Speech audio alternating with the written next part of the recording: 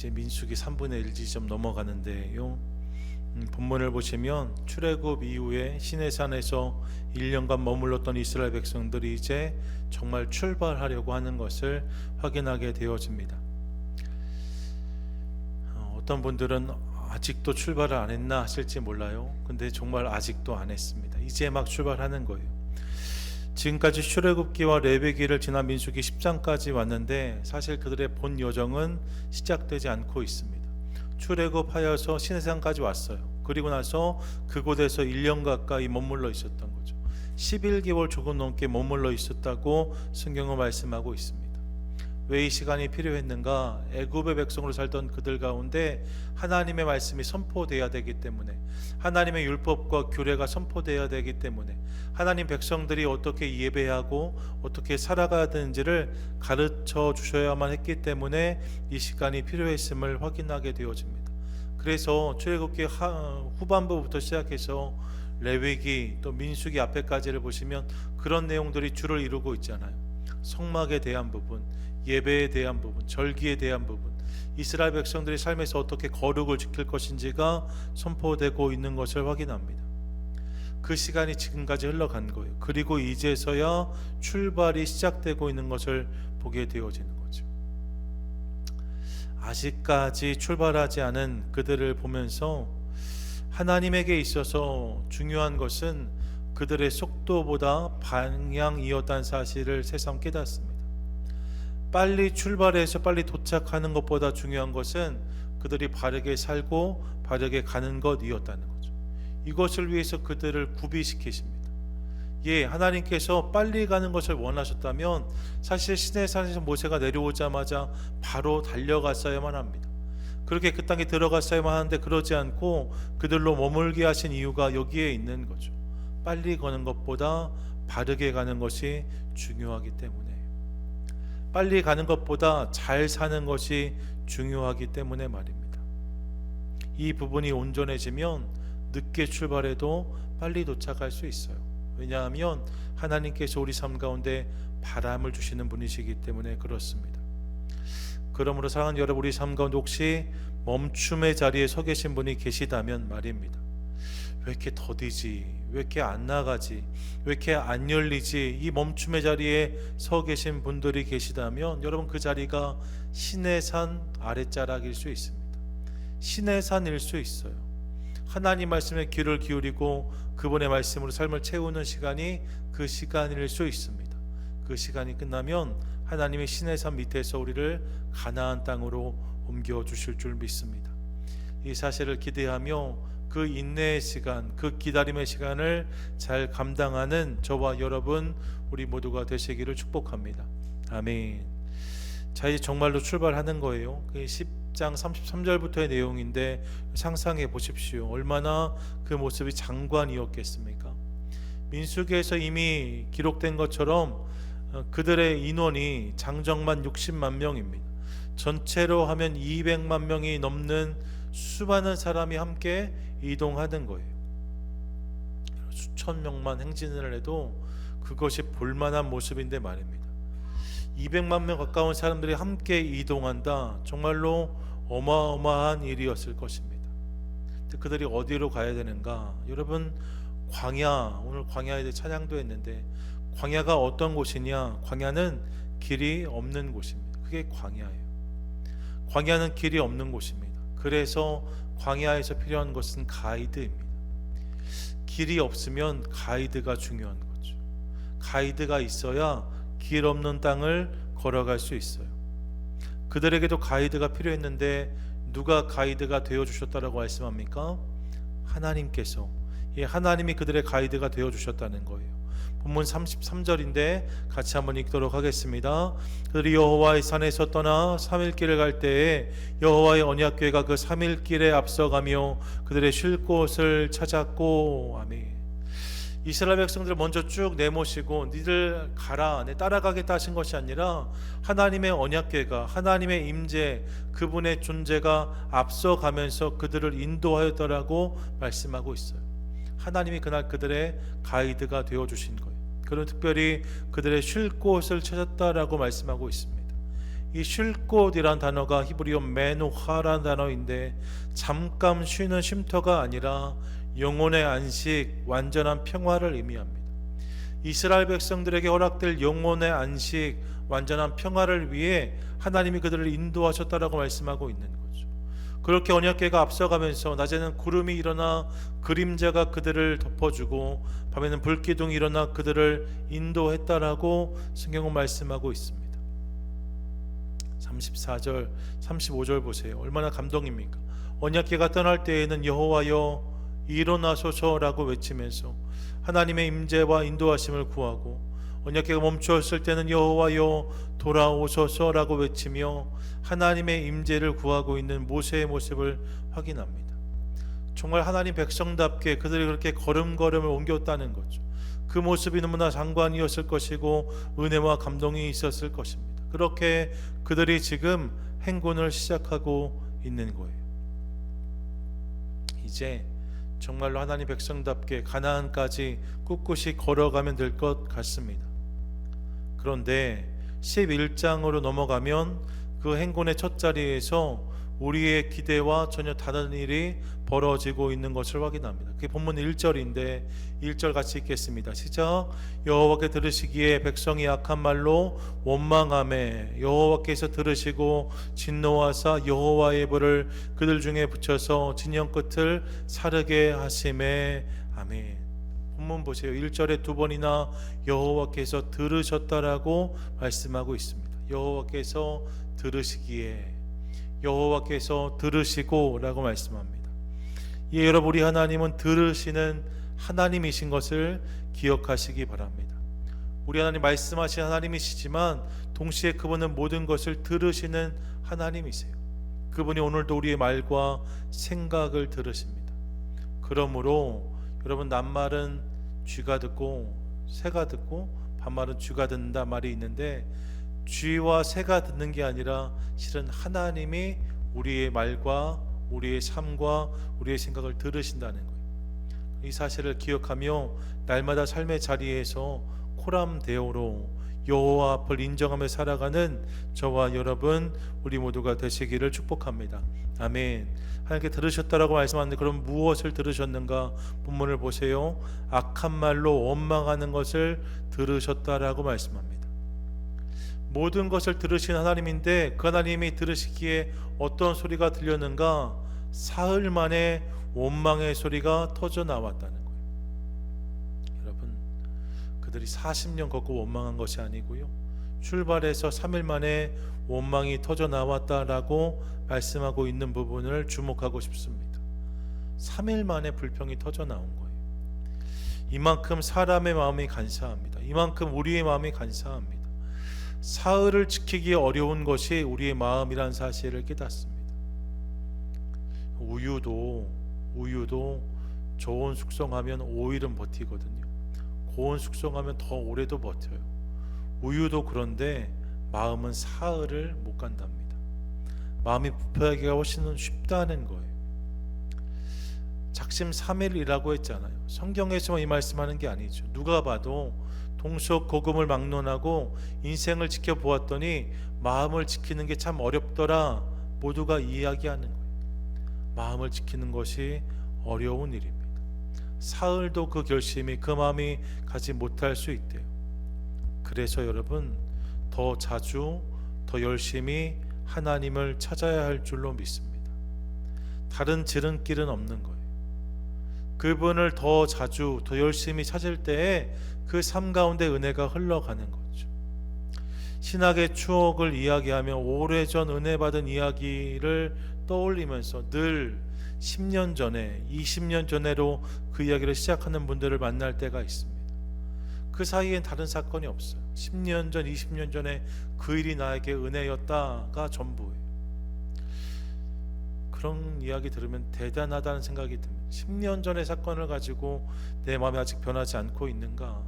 20년 전에 받은 은혜를 가지고 내 마음이 지켜지고 있다면 사실 그것이 기적 같은 일일 수 있습니다. 그런데 그렇지 않다는 거예요.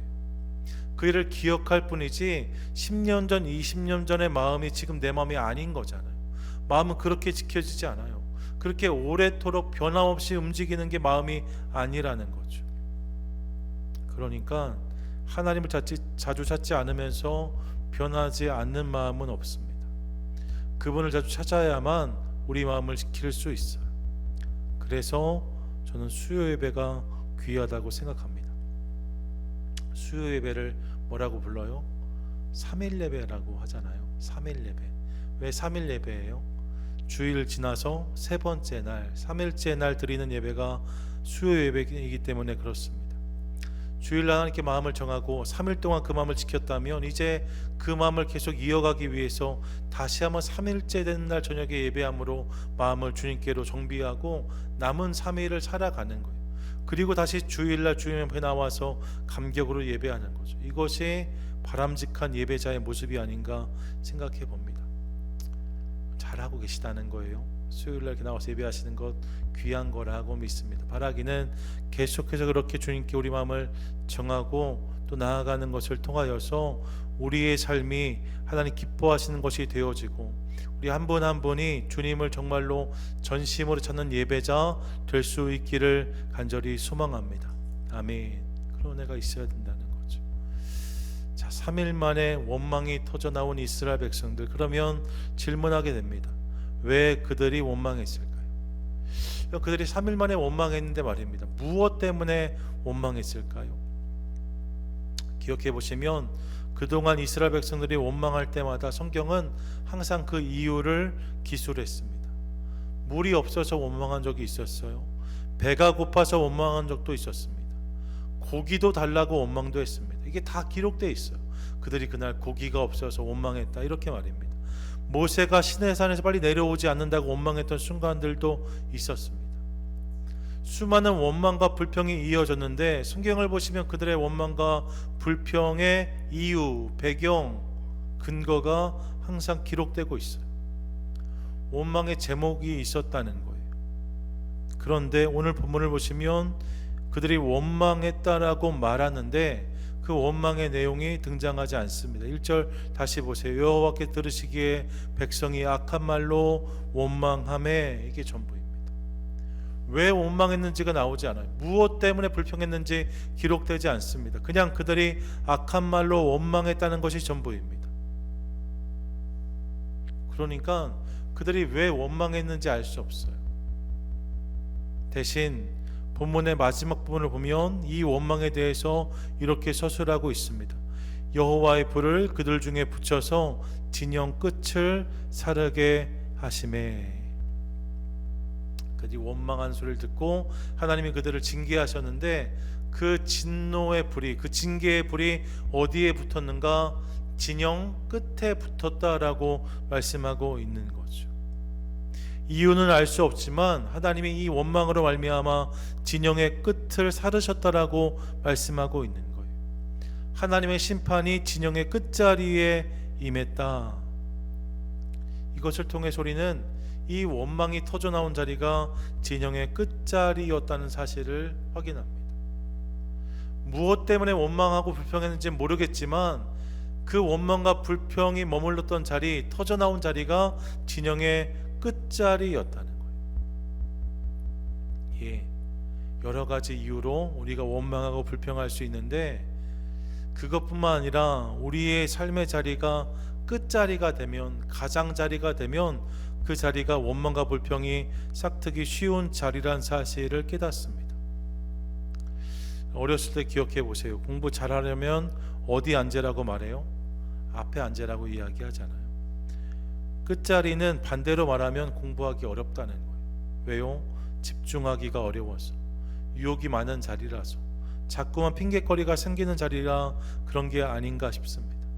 수업에 참여하는 자리가 아니라 수업을 구경하는 자리일 수 있기 때문에, 그래서 뒷자리에 앉으면 이게 쉽지 않은 거죠. 물론 우리 중에는 목사님 전 뒷자리에서 공부 잘했는데요 하실지 몰라요. 그럴 수 있어요. 그런 일도 있을 수 있습니다. 하지만 대개는 끝자리는 그런 자리라는 거예요. 여러분, 끝자리는 그런 자리입니다. 집중하기 어려운 자리, 따라가기 어려운 자리, 유혹이 많은 자리, 그래서 원망과 불평이 쉽게 싹트는 자리가 뒷자리입니다. 저희 교회 예배당이 작으니까 사실 앞자리 뒷자리가 없어요. 다 같은 자리들인데 아주 큰 교회, 예배당 큰 교회 가서 맨 뒤에 앉으면 사실 예배를 구경하다 오는 경우 너무나 많습니다. 조명은 뭘 달았나, 스피커는 뭘 쓰나, 앞에 있는 분들이 어떤 모습으로 예배를 드리나, 뭐 이런 것들 구경하다 보면 4시간이 지나가는 거죠. 그런 일들 얼마든지 있을 수 있다는 거예요. 끝자리가 있을 수 있는데 문제는 그 끝자리가 불평과 원망의 가능성이 커지는 자리라는 거죠. 마태복음 26장 58절을 기억해 보십시오. 이렇게 말씀하는데 같이 한번 읽습니다. 시작. 베드로가 멀찍이 예수를 따라 대제사장의 집들에까지 가서 그 결말을 보려고 안에 들어가 하인들과 함께 앉아 있더라. 아멘. 그리고 이어진 이야기가 뭐예요? 예수를 부인한 이야기입니다. 그 배경을 설명하면 성경은 분명히 기록하고 있어요. 베드로가 멀찍이라고 말합니다. 베드로가 멀찍이 예수를 따름이 예수를 부인한 것의 배경이 될 수 있었다는 거예요. 멀찍이에서 따르면, 멀리서 쫓아오면, 멀리에 앉아 있으면 얼마든지 이런 일들이 생길 수 있다는 거예요. 그러므로 사랑하는 여러분, 권합니다. 여러분의 삶의 자리가 하나님을 중심했을 때 끝자리, 가장자리가 아니라 앞자리가 되는 감격과 은혜를 누리는 저와 여러분, 우리 모두가 되시기를 축복합니다. 아멘. 앞자리에 앉으셔야 되는 거예요. 앞자리, 이 하나님 가까운 자리로 나아가는 우리가 될 수 있기를 원합니다.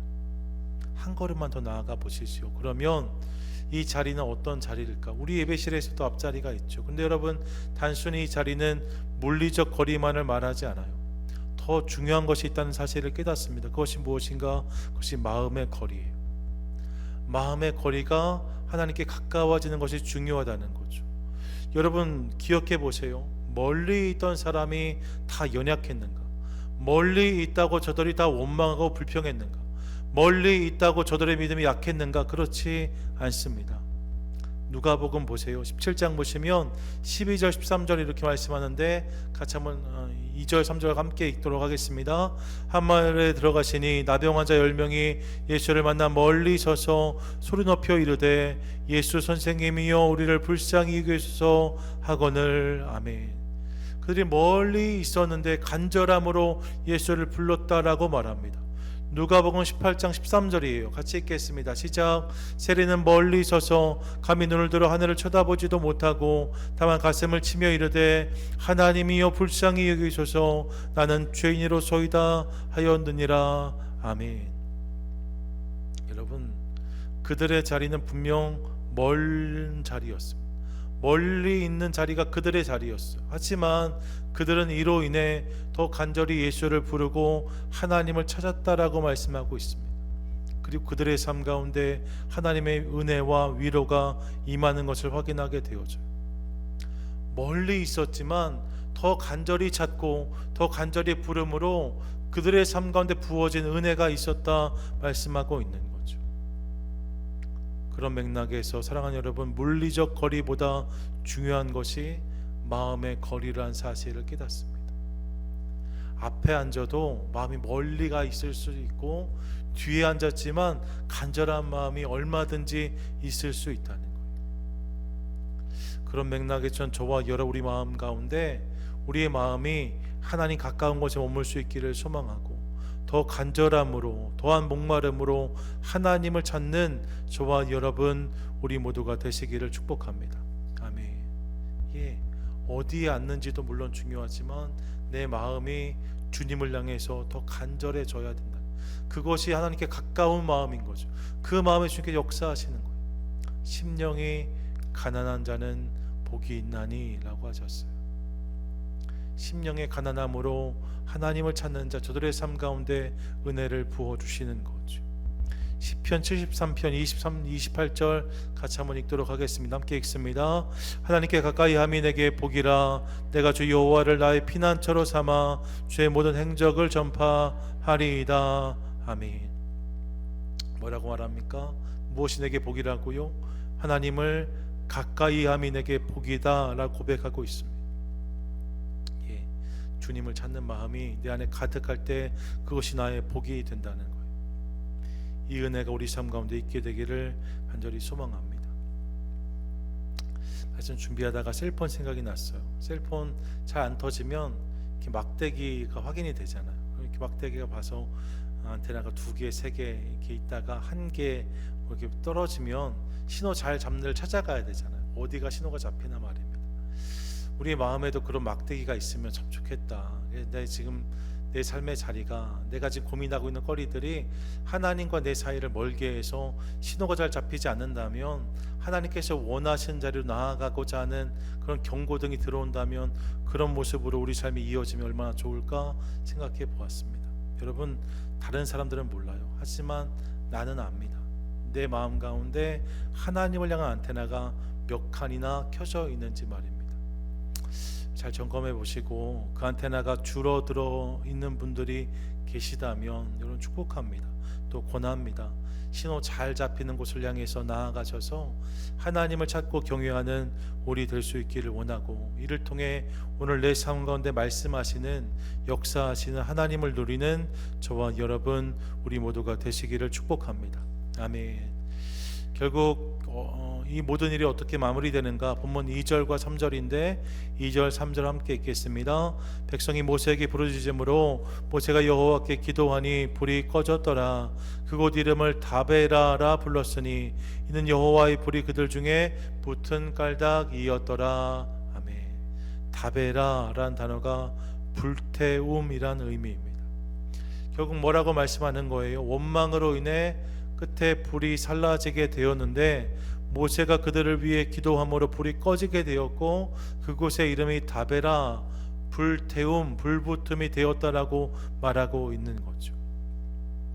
여러분, 기억하고 싶은 게 있어요. 우리 하나님은 원망도 들으시고 기도도 들으신답니다. 원망에도 응답하시고 기도에도 응답하신답니다. 그런데 원망에는 징계의 불이 내리는 것을 확인하고 기도에는 능력의 불이 떨어졌던 것을 기억합니다. 그럼 어떤 불을 받기 원하세요?